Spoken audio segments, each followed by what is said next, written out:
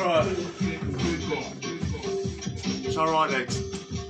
Some of you guys might know me as Bill. Some of you guys know me as Broke. So I thought I'd start documenting my story. And this will be done in different stages. And I just thought, bugger it. You know, people got autobiographies and people got this and people got that. But nowadays we've got YouTube, fucking whatever you want to call it. I'm going to do an unapologetic story. Let me shed here and Glen Ennis at the moment, and I'll be here temporarily and I'll skip on. So let's start telling the story, like fucking what happened. And I know in these next stages they'll be different again, and I hope to have my twin brother with me in the process. And just share what happened. And if you don't like it, change the channel. If you like it, you'll need some more, tune in. Well,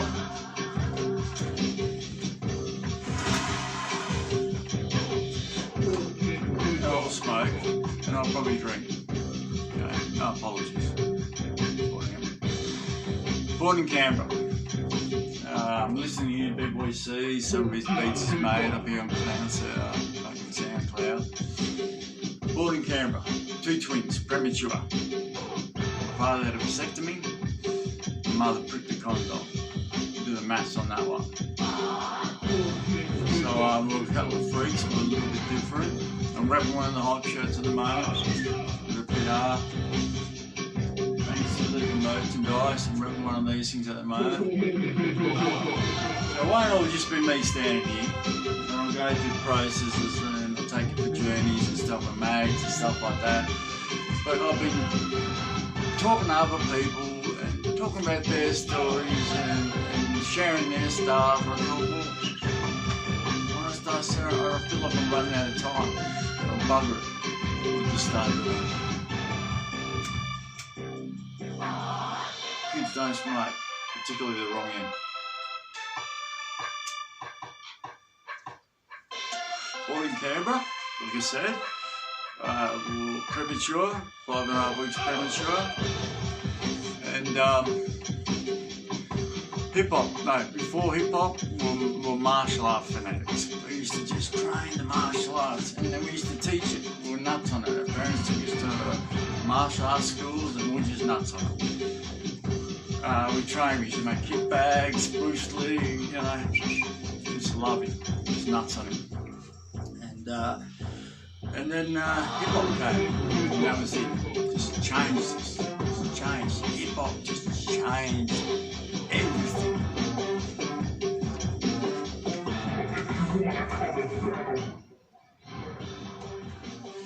So hip-hop just changed. As soon as hip-hop came into the country, forget it. And if you were there in 1984, you'll know it and you'll remember it. It just took the world by storm. And it was one of the greatest movements of all time, and we'll never see another day like it. I mean, sure, the hippie revolution, I wasn't there. I'm sure the heavy metal revolution, I wasn't there. But the hip-hop revolution was hectic. And if you're blessed enough to see it and to be part of it, oh man, like, it just changed this whole generation. And breakdance came out. It was a big thing. Breakdance at the movies was a huge thing. And Beat Street came out. Beat Street came out. If you don't know these things, look them up and be a mass and start educating yourself. It just changed everything. It just changed the world as we know it. I'm not talking about computer. This is before the internet. This is before laptops and Pac-Man. Well, Pac-Man was around back then, but this is another story together. I never got into that stuff. And anyway, so Canberra and my twin and I, we got in a bit of crime. We did a break and enter a bottle shop. And this is like 1983, 84, maybe something like that, before hip hop. And we did a break and enter on a bottle shop. And all the stuff was brought, it was all under my bed. All these bottles for alcohol. Yeah, we pissed up. My parents went out for the weekend trying to resolve their issues at home. God bless them, and that's what they tried to do. and we'd go out and we'd party and mates of ours, you know, we'd the break cleaners and we got all these bottles. Anyway, my bed was full of all this alcohol, all underneath it. And anyway, one of the boys told one of his sisters at school, and she went in the water and started crying, and the rest went with it, and then dogged on us, and we took the rap, 6 months good behaviour bond. All the cops coming there, it was all under our bed. I must have been 15 or something, I can't remember, 14, 15, something like that. But when hip hop came, we just loved to break dance. We're just nuts on the break dance, just loved the break dance, fucking break dancing all night long. And we do all sorts of mad little pop lock routines and man, him pop, pop, pop, pop, pop, pop, pop, pop, pop, pop, boom, boom, boom, boom. We do all this sort of thing, you know. And being twins, we just bounce off each other all the time. And so we did that. That's what we did. Break dancing, we go to these pool parties. In Canberra, they had these pool parties, and we go there and break dance. Or we take our cardboard down to a place called Jamison, Samana Sadi, you know who you are, Montana, hey mate. And we go to these pool parties and we break dance, not for money, just to show off. And you know, make some money, we were like clowns, you know what I mean? I was working at a service station, I was getting $3 an hour. And so what I do, I had this jacket that I tore this hole in the back of the jacket, and I put the paint down behind the jacket. $3 an hour, hey mate, fucking, you go mate, yeah, see you mate. And I was thieving the spray paint back then. And then we'd go into Kmart and we'd be racking up. We were racking up paint. This is before cages and all this and all the fancy stuff nowadays. And so then we started, me and my twin used to be nuts, and we'd go with the paint pens, you know. Nuts on the paint pens. Now Posca was a big thing on these days. Posca, you know, paint pens, right? Now Posca was around, but the rarest thing I ever got was Adicolour. It was Adicolour. Adidas paint pens. Never seen it since the day I did it, fucking back in 83, 84.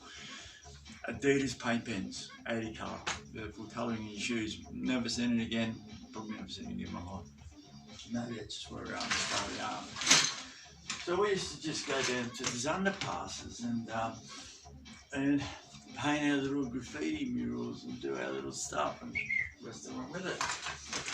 We get out of Posca paint pens and we paint them up and do fucking stuff, you know. But it wasn't until, and we used to spend, particularly myself, used to walk into these drains. In Canberra, they've got all these big drains. They're huge drains. We used to call them the marshes. We used to run a stereo, listen to Electro 5, listen to Electro Hip Hop, and blast these things. You couldn't see your hand in front of you. We used to walk for miles in these drains, these covered drains, pitch black. And one day after school, I went to this drain many other times. This was my epiphany. Walked into this drain, there was no spray paint graffiti in there, none whatsoever. And I saw a spray can sitting there with the lid on it. It was a Kmart blue. It was sitting there with the lid on it. Not used. There was no graffiti in this whole drain. There was just this can of blue spray paint. And it was like Jesus talking to me. I just lost my mind. And that was it. I just went, man, this is my calling. I didn't realise at the time, but this was my calling. This spoke to me, and this was huge, you know. This was like my epiphany.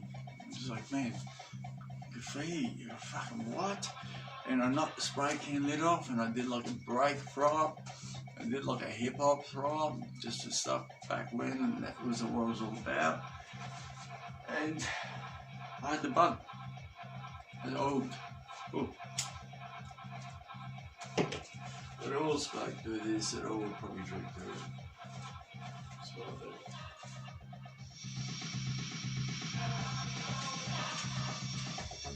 So there will be, like I said in this, there'll be different journeys and different. I just felt the need to start documenting my life, and I encourage you all to do the same thing. Because I'm lucky to get this far. Like my brothers and sisters didn't get this far, and I'm just gonna start doing it.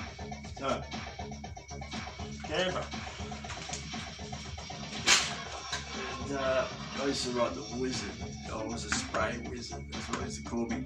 And I was mainly influenced by all the electro funk back in the days, like Terminator, Kid Frost, you know, Boogie Down Bronx, you know what I mean, Man Parrish, electro series, the whole Street Sounds series, you know, that was everything to me. And I never heard music like that. It was a day and a dawning of electronica.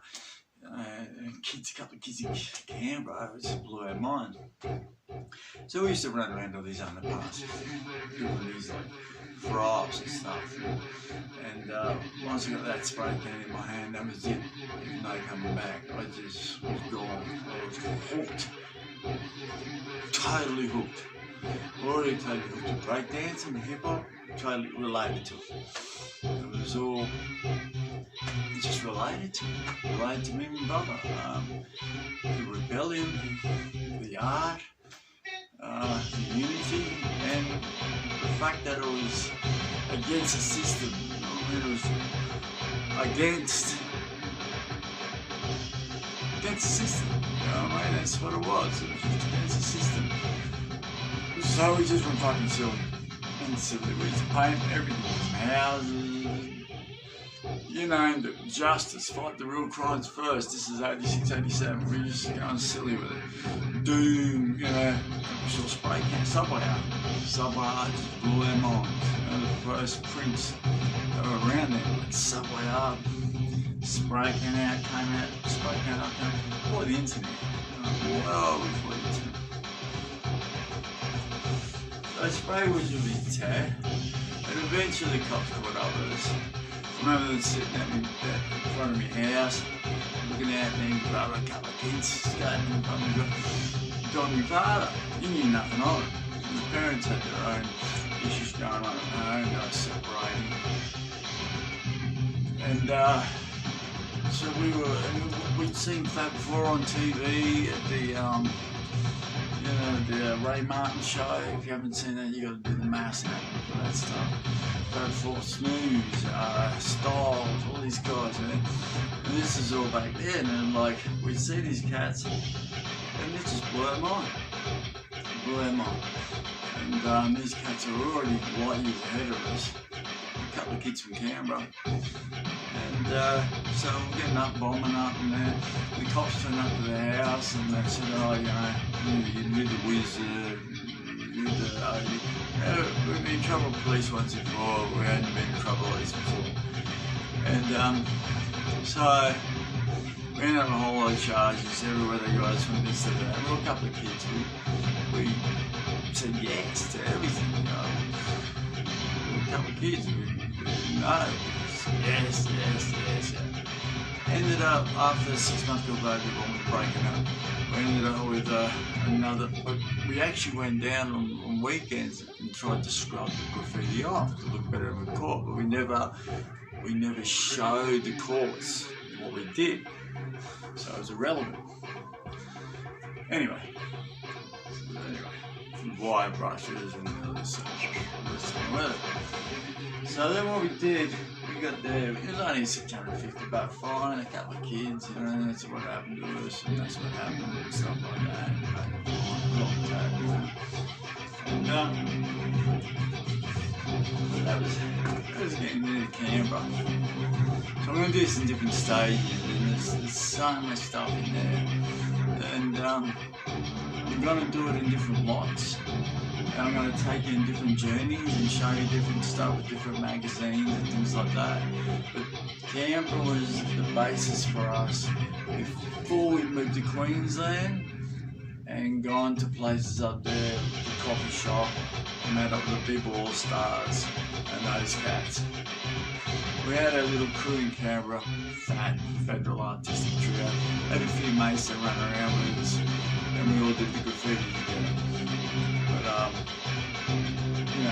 everyone blamed the other guys, but it was actually James and I. We loved it. We just did it. Run up and down fences and smashing places all over Canberra. That's what we did. So this is 86, 87. So that's a bit of a basis of Canberra. There's not really a great deal to say about Canberra.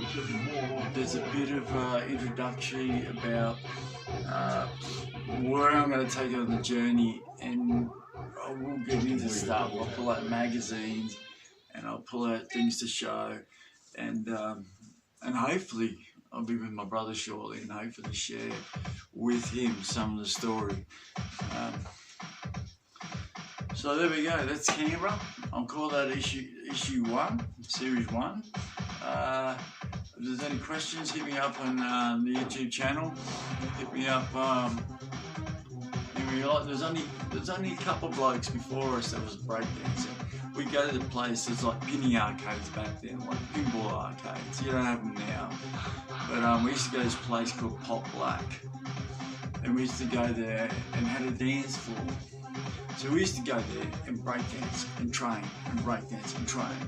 And we used to see a couple of other, with all due respect, we used to call them disco walks.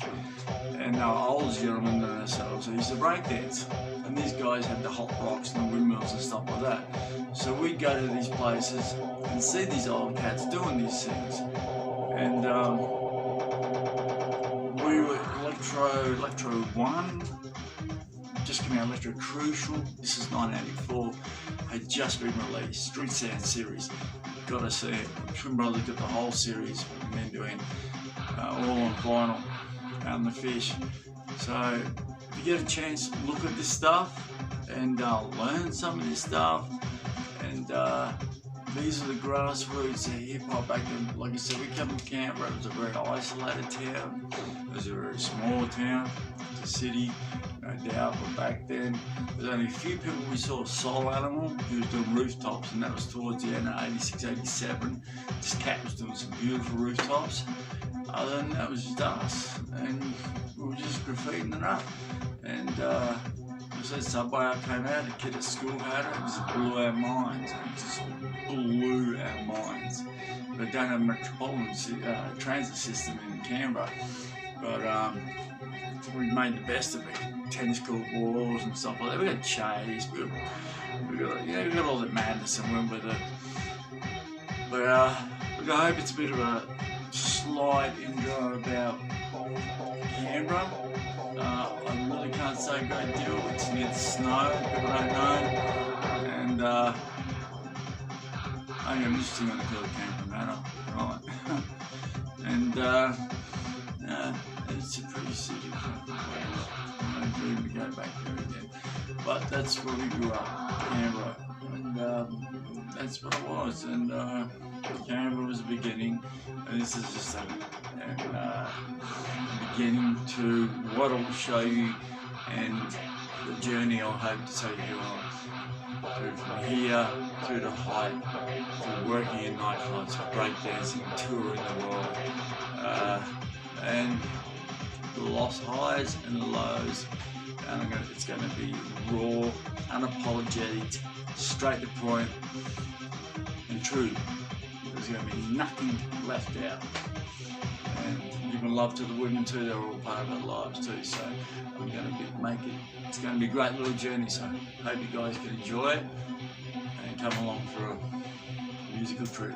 All right, peace.